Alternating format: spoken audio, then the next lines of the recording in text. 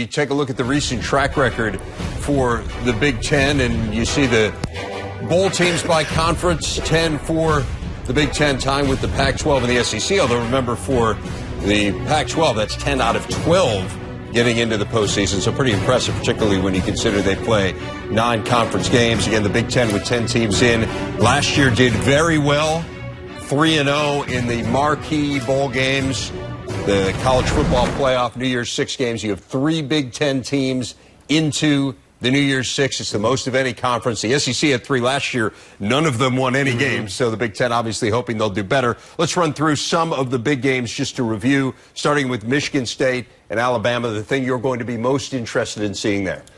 Michigan State's offense, because I think because of last night, or partially because of last night, they're going to evolve a little bit to a spread. They're going against a great Alabama defense. But again, I think it always starts with personnel. I see these two teams having fairly similar personnel, or there's not a gap where it makes a big difference in the game. Yeah, I think I'll be really watching the defense, particularly the defensive line. We know how talented Michigan State is, and we also had a chance to see what Alabama's talented defensive line looked like last year. This is supposed to be the year that they're really supposed to take off. So you have those two units that I think it's going to come down to being a tremendous battle. And you go from there, you know, the Michigan State linebackers are going to have to make some big plays in this game.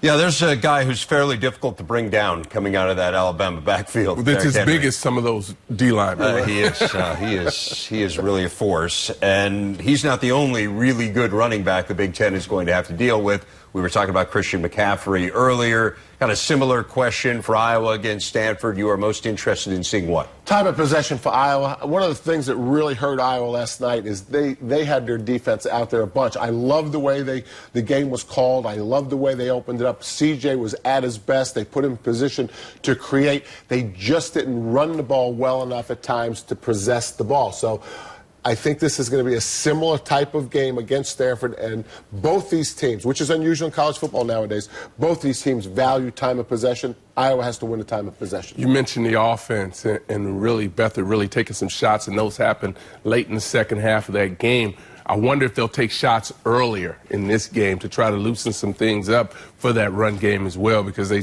can make plays. They have some guys that can run, but they're going to have to be able to get guys out of there and try to be able to run the ball successfully against some 6-man fronts. And you don't want to second guess, but you do wonder whether they wish they would have tested that deep ball a little bit earlier than they did yesterday. Finally, very quickly, thoughts on the game between Ohio State and Notre Dame? You know, you mentioned Urban's record when he has a lot of time to prepare. I want to deviate that from a little bit. He's had some trouble offensively, so he'll have a lot of time to prepare. But Ed Warner was in the press box last week, or the last time they played against Michigan. Are there more changes? He's going to have that offensive staff reorganized. He has to get back to what that offense looked like last year, and I think he has all the ingredients. He's just got to figure it out. Yeah, I think this is going to be a game that's going to come down to quarterback play on both sides of the ball. You got to watch them because they'll be able to make plays, can throw the ball, can really be able to create when they get outside of the pocket. So I think it'll be a quarterback game.